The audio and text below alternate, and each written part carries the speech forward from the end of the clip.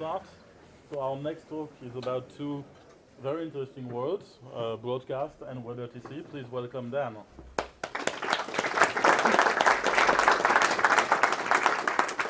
Thanks, everyone. Merging two worlds, broadcast and WebRTC. I'm Dan Jenkins. I've been doing stuff with WebRTC for probably just over 10 years now. And I guess very recently, I've been more involved in air quote broadcast. And there are other ways that you can talk to me. Email, Twitter, that thing that's about to die, and Mastodon. Merging two worlds, broadcast and WebRTC. So I guess to talk about WebRTC and broadcast, we need a few definitions of some of the things we're going to talk about. So WebRTC, what is WebRTC? How many in the room know about how WebRTC really works? Hands up. Okay, about 25% of you. So that's good. So WebRTC is encrypted by default, sub-second glass to glass, it's open source completely, two-way communications, no defined signaling, which is kind of a good thing, and it's got a load of required codecs that you have to implement to be compliant. I use the word compliant. I don't think anyone's actually going, you're not compliant, but hopefully they will one day. It's embedded in every single browser. So that's the key thing here. Every single phone in every single pocket can do WebRTC without having to download anything. And that is the key thing. You can use your own codecs, but you can't use them from within a browser today. You could build something natively and use your own codec, but takes away some of the magic. Delivery is over UDP, and it's got a load of NAT busting stuff with what we call ICE. And there's one main thing called libWebRTC that everyone talks to everyone else about as though it's WebRTC. It's not. There's libWebRTC provided by Google, but they don't really provide it anymore as pre-built stuff. But then there are loads of other open source independent versions available in many different languages. No signaling defined in the spec, so that's a big thing here. It was a good thing when it got made, when WebRTC first kind of became a thing. We'll come back to that later. So then there's SRT. SRT is a secure, reliable transport. How many people in the room use SRT or know how SRT works? Probably about 25%, but it was a different 25% than before, mostly. So again, it's open source. It's used heavily in the broadcasting industry. It is UDP based. It really requires native apps, no browsers involved at all. It can be encrypted optionally. Most people use it encrypted, but you can use it without. And it is completely and utterly codec agnostic. But again, there are usually predefines that people use. It can be sub-second, but usually it's not. And it can be used within across the internet or within a LAN. NDI. How many people in the room have used NDI and know how it works? About 25%. Some of the same crowd again. So network device interface. I mean, who came up with a stupid name like that? Like network device interface. So what am I actually doing? I hate the. I always forget what it's actually referring to. It is not open source, and it comes in multiple forms. So there's pure NDI, which gives you like a huge amount of data. Then there's HX, HX2, and HX3. Designed to work only within a LAN. Yes, you can make NDI kind of work across the internet now, but it's not really NDI, right? It's actually using WebRTC to do some of the magic. So ultimately it's designed to work within a LAN, and it's not open source, but it is free to use, but the licensing is a little bit confusing some of the times. So yeah, it's a bit of a weird one, but again, it is hugely popular. And yes, it uses UDP as well. All the good things with media use UDP, right? Then there's RIST. How many people have actually used RIST? Okay. How many people understand how RIST actually works? So for the recording, I don't know, 1% of the room, 2% of the room. So RIST is actually really quite interesting. It is reliable internet stream transport.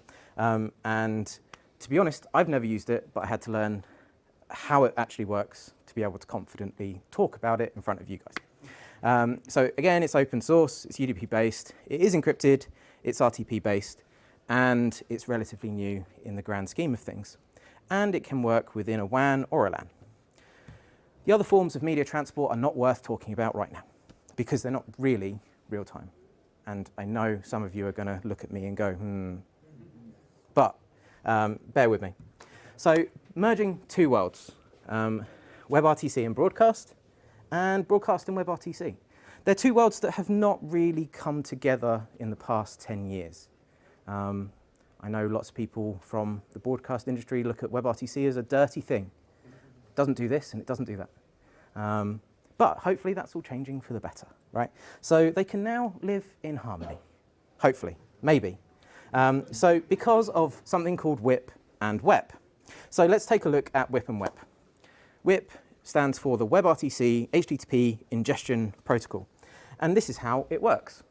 I'm not going to bore you going through that, but I mean, ultimately, there's an HTTP request, request response, and then media flows. It should be as simple as that, right? Then there's WEP, which is the WebRTC HTTP Egress Protocol. Kind of looks similar, right? So that's really great. And then there's this third one called WOA, WebRTC HTTP Offer Answer Protocol. I wish it did exist. I think it would be really cool, but it doesn't exist. I messaged the author of both WIP and WEP this morning and went, we can just get rid of WIP and WEP and just have WOA. But no. Yeah, these strangely look like signaling protocols to me, right? And I said it was really great that WebRTC didn't have a signaling protocol, didn't I? Well, it was great back in the day. It drove innovation. It drove many, many different applications to do things in their own way that made sense to them. They didn't have to use XMPP. They didn't have to use SIP. They could if they wanted to, and many did. Or you could go build something yourself using a JSON API, GraphQL, whatever suited you the most, right? There was no defined way of going, here's an offer and here's an answer. It was great until it wasn't. I say it wasn't because no enforced signaling protocol meant that there was a lack of industry support. So we had all of these islands that didn't really know how to talk to one another. One of those problems that Matrix is trying to solve. But ultimately, we had the likes of Jitsi and Teams and Google Meet and whatever else, all doing great WebRTC things, air quote great, but none of them could interrupt with one another, and that was a real shame. And it meant that when we came to the broadcast industry, no one wanted to say implement, oh, how do I talk to Millicast? How do I talk to Dolby? How do I talk to Flowcast? Whatever, right? They were never going to implement these 10 SDKs, 20 SDKs to be able to talk to specific companies, services. How do you use WebRTC to deliver media while implementing a different API for everyone? And the simple answer is you didn't, right? The broadcast industry as a whole didn't enjoy WebRTC for many reasons, not just lack of signaling, but this signaling was one of them. So you used a different protocol that would solve everything, right? Whether or not it was RTMP, whether or not it was RIST or SRT or whatever. So whether or not you're a fan of WebRTC or you're not, it does have its uses. So, and up until recently, you'd have to use an SDK or whatever, and interrupt was really, really difficult. WIP and WEP. So, WIP and WEP. I'm actually going to try and get Sergio to change ingestion over to ingress or ingest, just so that it kind of flows nicely with one another. And they're both drafts in the IETF. Drafts are nothing to be scared of. We all know that. Some businesses don't. Some businesses look at it and go, it's still a draft. Haha, we're not going to do anything with that. But we all know that drafts can be a really good thing. So what is actually WIP and WEP? Why have you come here today to find out what they are? So WIP. So you do a HTTP post up to a server. So WIP and WEP are really designed around getting media from a server, not another peer that's within a firewalled NAT or anything like that. It's designed for, here's a client, here's a server, I want to put media here, or I want to go grab media from there. So WIP, you do an HTTP post with an SDP offer, and then within the response, you get an SDP answer. And then you're done. That's pretty much it. Like we can all go home now. WEP, pretty much exactly the same. You do an HTTP post with an SDP offer, and you get an SDP answer in response, and you're done. Like they are pretty much not quite identical with one another, but they are. You do one HTTP request. Well, you can also like do trickle ice using options, requests, and whatever else. But in its most basic form, you can do one request and one response and get media flowing. So what does that really get us that we didn't have before? Hardware encoders. For me, being able to bake in WIP and WEP support into hardware encoders and software is the biggest thing. Yeah, the Talon hardware encoders support WIP today. With others, I know are about to support it as well. Software support, OBS. So there's already, historically, there's been a version of OBS that was WebRTC-ified by the Cosmo team. But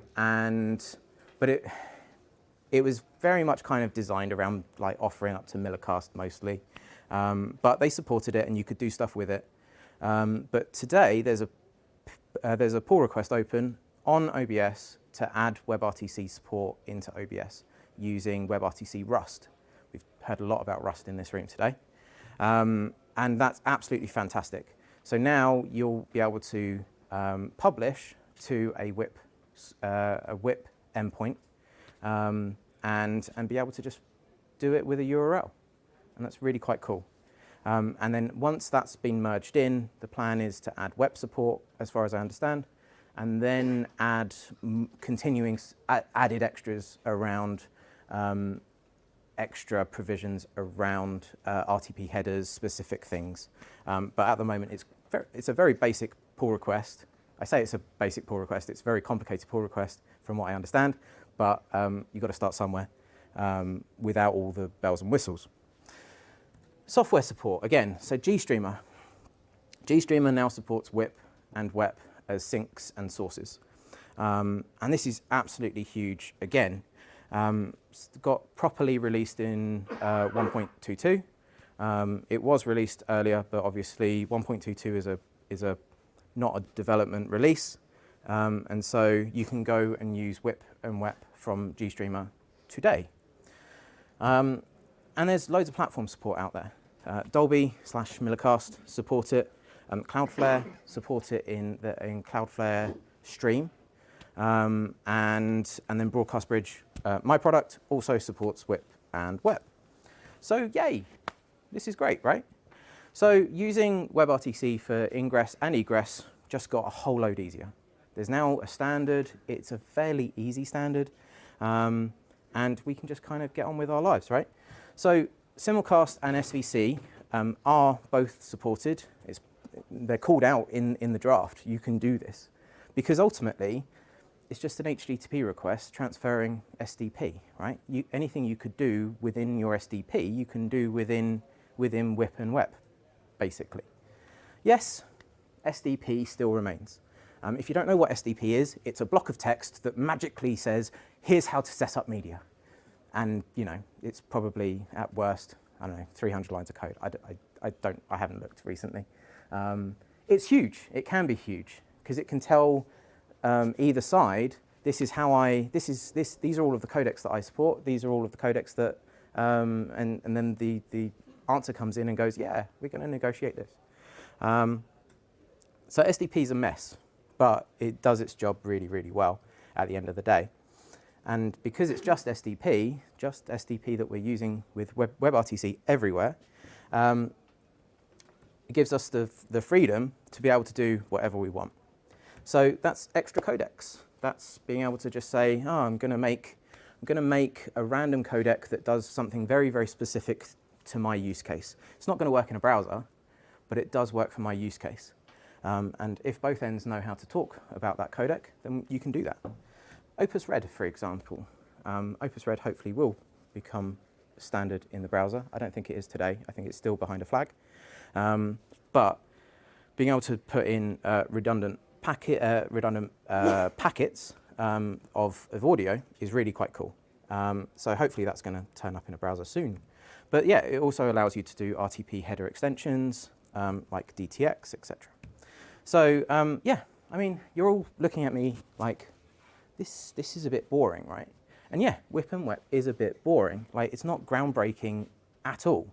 And like, sorry, Sergio, he's going to watch this later. He's the author of both, or co-author of both. Yeah, it's not groundbreaking at all, right? It's just an HTTP offer and answer. It should be called WHOA, right? No traction for that in the room. Yeah. Okay. Yeah, there is some state handling in there as well. Obviously, you have to keep track of things and whatever else. But I mean, it's really great. So it gives everyone these two common protocols for send and receive. And that leads to open innovation and open source projects. So there's already projects out there that do SRT to WIP. So you can take in your SRT that you've been using for the past however many years, and then you can make it WIP because your media server only understands WebRTC, right? There are projects out there, GStreamer being one of them. There's Web Server from the Meet Echo team. There's Web Player from the Meet Echo team, and Ivan from Sweden. The WIP Server, again, WIP Client. These are all browser-based tools, or they're all command line tools, or they're all server tools that talk to Janus for you to be able to make Janus understand WIP and WEP. So it's a great time to start looking at WebRTC if you haven't already done so in the past. I've got the same slide twice somehow. Side note, GStreamer. GStreamer is really cool. It allows you to pipe all of these things to all of these things, right? And it's really quite cool, and it even supports RTMP. You don't have to love WebRTC, and you don't have to love everything about it. I mean, I certainly don't love WebRTC every day. There are times that I literally want to throw it against the wall. But it does its job really, really well, and it is incredibly useful. And it is just another tool in the toolbox. Sometimes SRT isn't right. Sometimes RIST isn't going to be right. Whatever. Like, sometimes you are just going to need WebRTC. So WIP and WEP open up all of those possibilities. And I haven't talked in detail about any of them. But hopefully you've got enough information to get going. So thank you very much. And oh, one more thing. ComCon 2023 is a conference that I run in the UK. And that's happening this year for the first time in person since before the pandemic. So expect an announcement on dates and venue soon. And that's me. Thank you very, very much. Oh, and we're hiring just like everyone else. So if you want to do software engineering in the UK around these kinds of technologies, then go to jobs.everycastlabs.uk. Any questions from the floor? Have you used the CDI, AWS CDI and JPEG XS? WSCD, sorry? AWS CDI and JPEG XS. No. It's for real-time streaming of broadcast, uncompressed video. Oh, okay. I'll come and, so I didn't catch all of the detail. AWS? AWS Yeah, is... has a product called CDI. Oh, right. No, I haven't used AWS's product called CDI. I try not to use anything AWS, to be perfectly honest. because when's it going to disappear? But no, I haven't. So AWS's product does broadcast uncompressed stuff. Okay. Is there any matrix effort with WIP and WEP? So is there any matrix effort around WIP and WEP? I honestly don't know. I can't imagine so, because they're designed to Matrix is designed to kind of bridge between media servers. And so they already have ties into those media servers, so they wouldn't need WIP and WEP, I imagine. But that would be a question for the Matrix team. But I don't imagine it turning up. You had a question. You mentioned simulcast and SVC are supported. I haven't read the latest draft. Do they have a way to do layer selection on the client? So the question is, simulcast and SVC are supported. In the draft, does it tell you how to layer select? No. There's a note that says, oh, there's nothing stopping you from doing simulcast or SVC. But as far as I could see this morning, when I was finishing off my slides, there's no detail, there's no further detail on that.